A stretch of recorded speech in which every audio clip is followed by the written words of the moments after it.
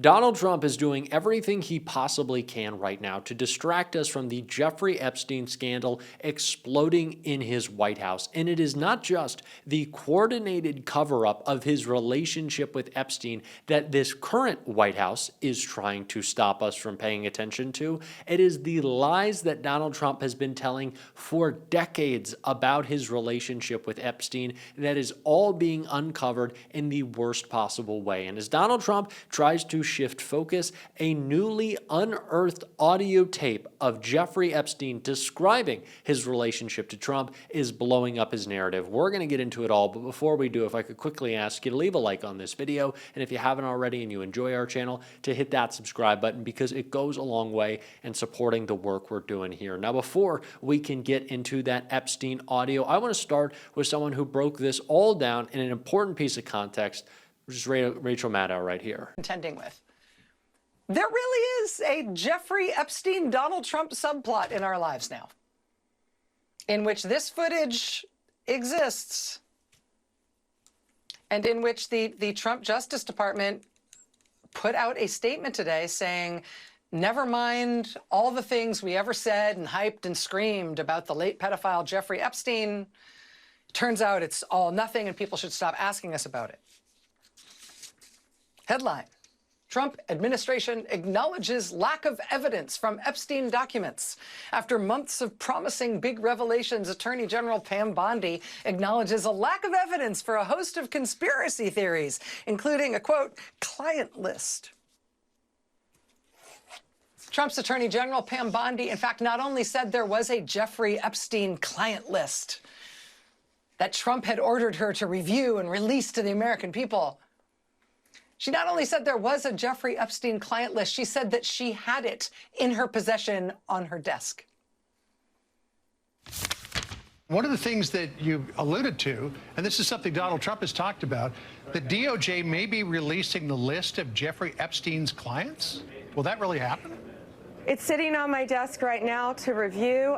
That's been a directive by President Trump. I'm reviewing that. I'm reviewing JFK files, MLK files. That's all in the process of being reviewed because that was done at the directive of the president from all of these agencies. Oh, yes, it was a directive of the president. The Epstein client list is sitting on my desk right now, says Donald Trump's hand-picked attorney general. New statement today from her department.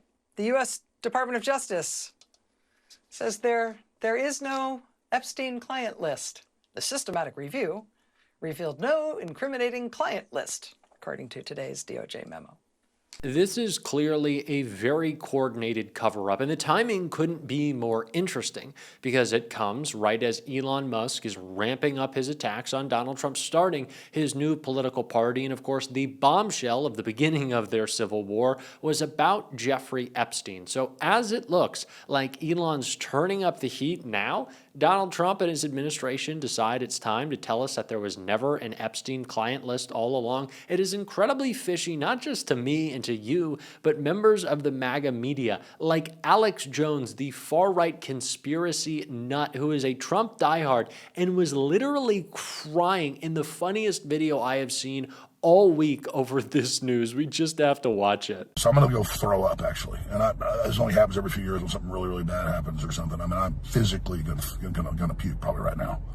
My mouth is watering right now. Because I have integrity. And, I just really need the Trump administration to succeed and to save this country. And they're doing so much good. And then for them to do something like this tears my guts out. The cognitive dissonance experienced by MAGA is so crazy because for Alex Jones to say the thing that I care about most, the release of these Epstein files, the client list, Donald Trump has explicitly lied about, so much so that I want to puke. But also at the same time, I believe everything that they're doing is good and honest and true and pure. It is just shocking. The MAGA mindset, the cult that they are in that lets them have those two opposing thoughts at the same time. But it also leads them to believe that Donald Trump and Jeffrey Epstein were never friends, or the lie that Trump wants you to believe that he broke up with his former buddy. Just not true, and completely exposed in hours of tape that has been shared by journalist Michael Wolff, unearthed from 2017, as we can take a listen to right here. I think we have a snippet from one of the conversations that I recorded with Epstein, and I think this was in a restaurant in 2017. His people fight each other. Right. And then have outsiders. He sort of poisons the well outside. He will tell 10 people Bannon's a scumbag and Priest is not doing a good job and Kelly has a big mouth. And what do you think? Jamie Dimon says that you're a problem and I shouldn't keep you. And I spoke to Carl Icahn, and Carl thinks I need a new spokesperson. So Kelly, even though I hired Kellyanne's husband, Kellyanne is just too much of a wild card. And then he tells Bannon, I really want to keep you, but Kellyanne hates you. I have more than dozens. I probably have 100 hours of Epstein talking about the inner workings of the Trump White House and about his long-standing, deep relationship with Donald Trump.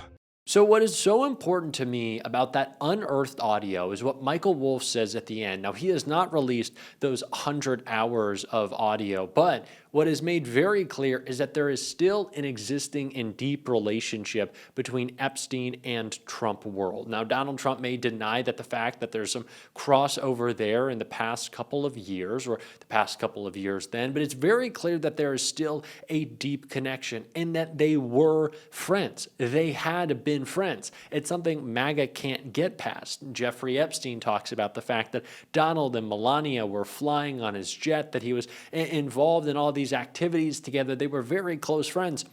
MAGA cannot deny that as much as they try. It's just fact. They have to be confronted with it. And the Trump administration is either trying to distract from that or quite literally change the past, as we saw in a recent New York Times report about the videos that were released by this administration. A quote from a New York Times article reads, "The video released by Ms. Bondi and Mr. Patel, however, appears to be missing a minute just before midnight.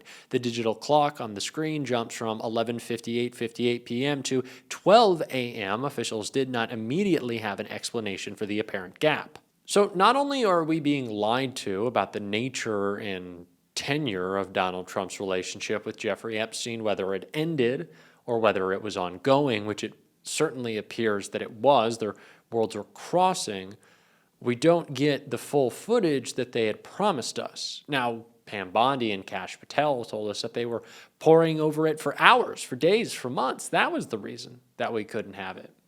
But if you had cleared it all, if you had looked over it all so diligently, why is there a minute missing? Why would that be? Kash Patel told me he'd watched these videotapes over and over and over again. And you missed that? So glaring, such a clear, obvious detail is gone? I'm not speculating anything about what happened in that minute. It just seems very, very strange. How much is missing? How much is doctored? How much still has to be held back? It just feels like they're covering it up. It really does. What else could we be led to believe out of this situation? It's either lies one way or another. Either there is a client list, there is a very explicit list that Donald Trump was constantly referring to, that he would have seen in 2019, would have been available in some sort while he was still president. This all happened while he was president. We remember that. Or, on the flip side, there was never a list. Pam Bondi made it up. Donald Trump, they were making it up, the fact that they had it. And now they're releasing footage to cover that fact up that they had before that they just wouldn't share for whatever reason. Any way you look at it, it's just lies. And sure, Donald Trump is trying to distract from this in the current moment, but he's also trying to distract with it from all the other failures of his administration. Failures that Rachel Maddow broke down right here. From April, from KXAN in Austin, head of local weather warnings takes early retirement as NOAA cuts continue. That one's about the person in charge of coordinating weather warnings at the local offices of the National Weather Service for this region where the floods just happened. He was a 32-year veteran of the job. He took early retirement because the Trump administration pushed through its inexplicable austerity regime at agencies that indeed included the National Weather Service and NOAA. Again, this is Austin Station KXAN. Quote, the importance of experience in the warning coordination meteorologist role cannot be overstated. Ensuring ample and timely warning to the Central Texas counties is among the chief responsibilities. As for a replacement, the current hiring freeze under the Trump administration may make filling that role more challenging.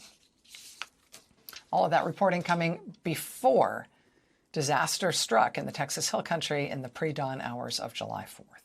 Given how quickly that flooding situation escalated, with the water rising 20 or 30 feet in the matter of an hour in some cases, it may be of some comfort to hear former officials from the National Weather Service saying the forecasts ahead of the storm may have been as good as could be expected.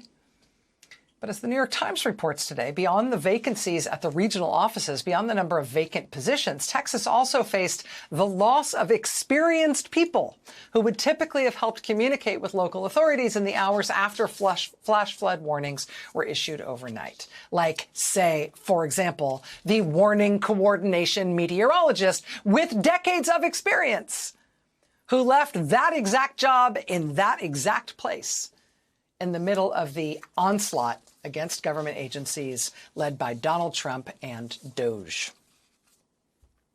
There are real consequences to this president's efforts to dismantle the U.S. government. It's not just about ideology. It is about lives. It is not an exaggeration when us liberals say that Donald Trump's incompetence costs people their lives. It's not. Tired of hearing that. Tired of hearing that we're overzealous, we're reactionary, we're politicizing an event. It's just not the case. Criticizing bad political decisions that were made by bad political actors is not political.